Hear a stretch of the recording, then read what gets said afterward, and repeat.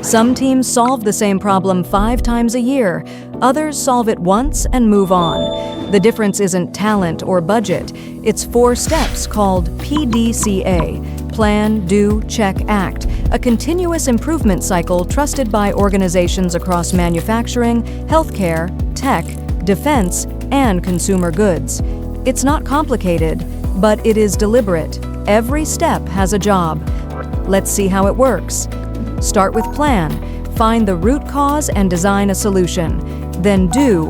Run a small-scale test before committing company-wide. Then check. Did it work? What did the numbers say? Then act. Roll it out if it worked. Adjust and repeat the whole process if it didn't. That last part is what most teams skip, and it's exactly why the same problems keep coming back. Want the full breakdown, including real-world examples and how to implement this in your organization? It's all in the guide. Link is in the description. And if this kind of breakdown helps, subscribe.